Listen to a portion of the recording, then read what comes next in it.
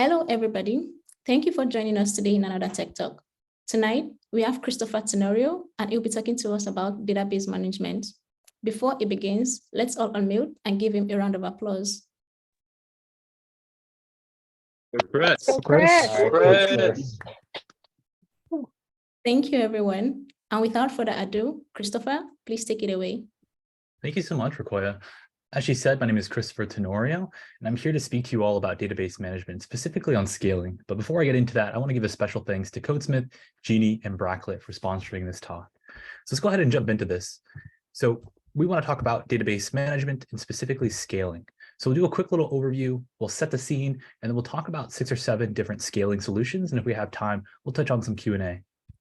So database administration management can involve a lot of different moving pieces, right? Scaling, backups, archiving, avoiding service interruptions, and of course, importantly, security. And I could probably do a tech talk on all of these, but what I want to focus on today is just scaling. Now, things can get very complicated and can change drastically as you scale. Right? It's one thing to be, Dinesh and Guilfoyle working out of a garage, and it's a whole nother thing to be a database admin, say at Hooli, where things can get very complicated at scale. So let's go through this step by step, and we can see how things can get complicated. So let's set the scene here a little bit. So before I go into it, these solutions that we're going to talk about don't need to be linear, right? A lot of times there's going to be overlap, and depending on business needs, you can jump around to these different solutions, but ultimately it's that business need that's going to drive these decisions. But for our case, let's start off in our garage. So let's say we're going to start a little bit of a startup from our garage, and let's say we're going to do a ride-hailing app like in the vein of Uber. So at first you get started, you're super excited, you got 5, 10 users, things are going well. But you didn't really plan for scale. So you're starting to see some API latency, things are starting to lag and fail, and you're starting to see some of that customer feedback start to drop as you get into more scale. So we need to find some solutions, but this is a startup. So we're not quite ready to shell out money. We're not sure if this business is going to survive. So what can we do to optimize the database that we have? So here's a few kind of subscale solutions you can think about. The first one being caching, right? So we can take some of the stagnant data, things that are not going to be dynamic, things that aren't going to be changing, and we can store that, say, on the device, on the browser, even at the application layer. And that way you can access those things without taking up capacity from the database itself. We can also think about indexing. And this is where you essentially put pointers throughout the database. And that way you can jump to those pointers to more quickly, efficiently actually find the data that you're looking for. You can also think about denormalization. This is essentially where you make copies of data that you need to access regularly and readily throughout the database. This will make querying that data a lot faster, but it will cause a little bit more latency when actually writing to the database. And if you can make that trade-off, that can help speed up that querying. You can also think about connection pooling. So when you connect to a database, there's various steps that happen behind the scenes. You have to connect to that database, there's authentication, then you actually make those queries, then you close that connection and send that data back. So rather than doing that for every single ping to that database, you open up that connection, pool together various queries to the database before closing it down and sending that information back. And that way it can be a lot more efficient. So we implement all of these, and all of a sudden we're getting much lower latency, 20 to 50% improvements. We're feeling good, right? But our app is valuable. People love it. People are taking to it. So we're going to go from our neighborhood to another city. And now we're getting 80 to 100 bookings a minute. You're excited. Things are going well. But you're also now starting to get API latency. And that query optimization isn't really giving you the juice that you need to continue to scale. CPUs being almost always at 80% capacity, and that RAM is filling up.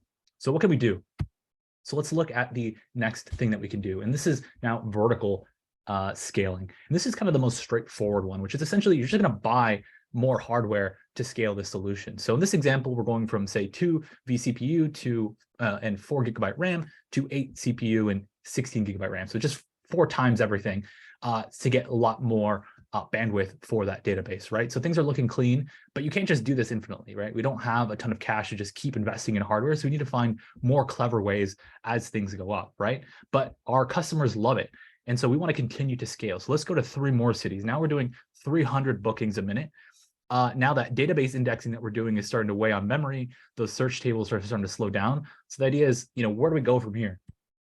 So the next one is command query responsibility segregation. It rolls right off the tongue, right? CQRS. And this is essentially where we're going to think about the type of transactions that we're doing on this database and realize that they're not always equal. And so, it takes a lot more compute power when you're doing writing to that database with our business, right? For, ride hailing, right? You're going to have to actually do a transaction that gets calculated before it writes, and it can be a lot more complex than if you just want to read information, say historical rides that you did as a user, right? Very different. So what we're going to do is we're going to dedicate specific machines, in this case, a primary machine that can handle both read, write, but focusing mostly just on that writing. And then we can make replicas of that data set where we can just look at the reading. And that way we can drive traffic to those replicas. There's a little bit of a lag on that reading because, again, it has to be copied from that primary in order to read it. But if the business can handle it, that can be a scaling solution that allows you to focus that high cost bandwidth calculations to just that primary device. So that's working for us. That's looking good. A little bit of lag on the read, we're totally fine. And for most businesses, especially kind of medium-sized businesses, this is actually perfectly acceptable. Right? You can do a few 100,000 transactions daily, and this is great. But we didn't set out to build a medium-sized business, right? We're trying to go for gold and actually build and scale this startup. So we're going to go to 2 more cities, and now we're getting 800 bookings a minute. And now you're starting to get a little bit more latency on that writing, right? You've only got this one machine and it's hitting its limits. That sync time is now starting to take longer to go to those replicas.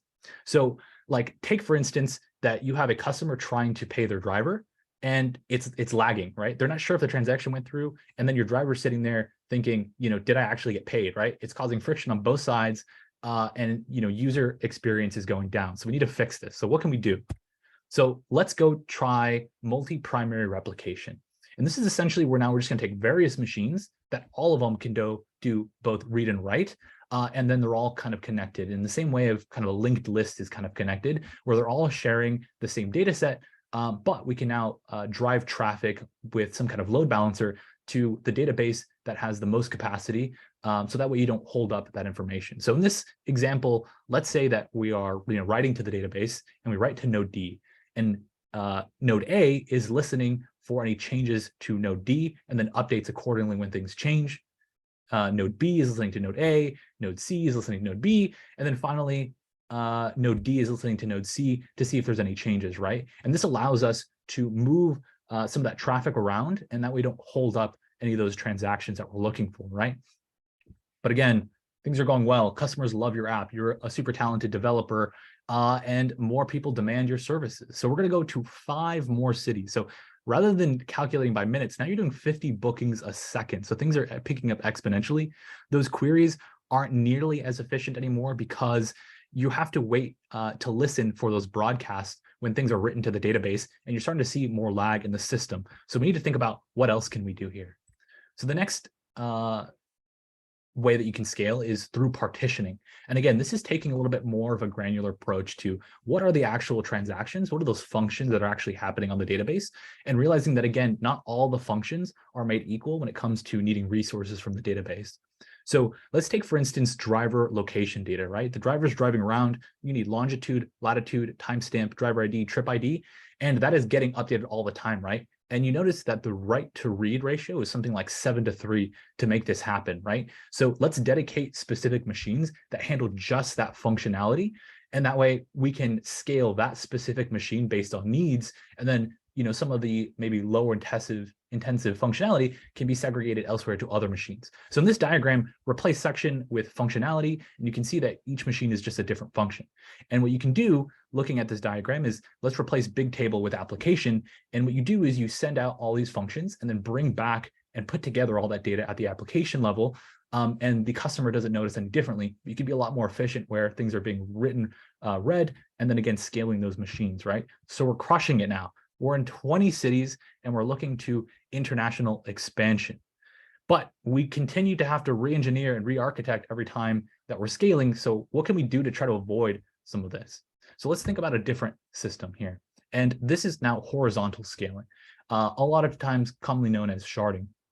And so with this, we're going to set up a bunch of machines and we're going to split up the data based on essentially different needs. For our business needs, we might look to segregate the databases based on geography. So customer data can be split up based on region, and that we can be a lot more efficient about providing resources to where it's actually most needed. And there's two ways you can go about this. There's the horizontal and then there's the vertical approach. And if we look at the diagram on the left, we're talking about horizontal. So in this example, what they're going to do is they're going to take data and write it based on last names. So like, let's say A through L on one, and then M through Z on another.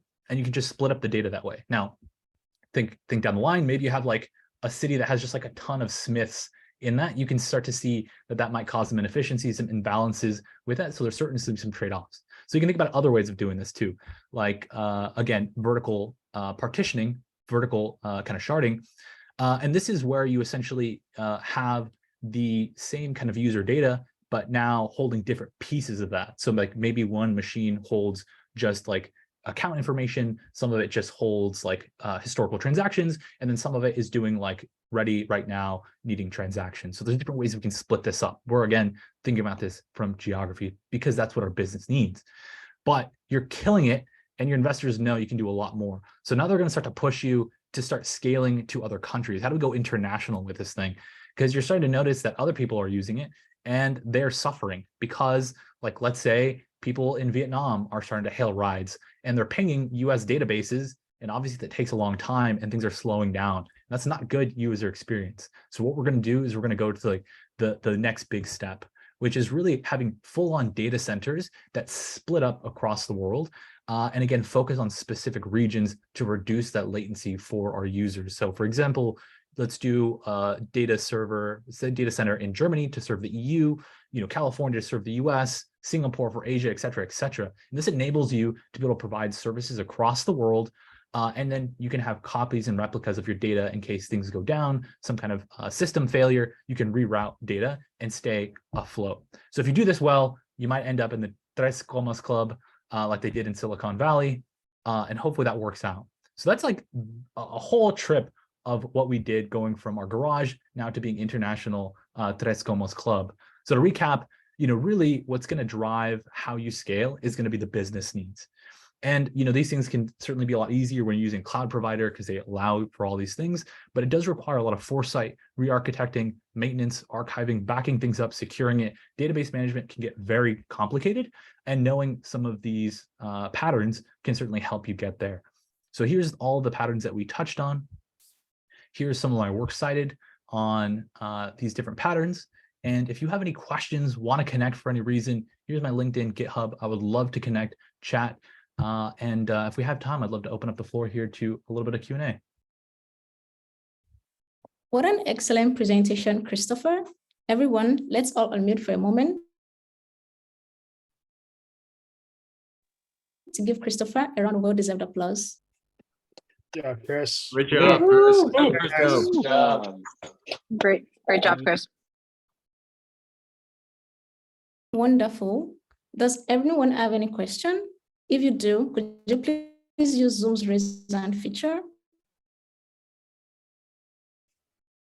And if not, let's all unmute one more time and give it up for Chris. Good job, Christopher. Good job, Chris. Good job, man. That was great. And your mustache.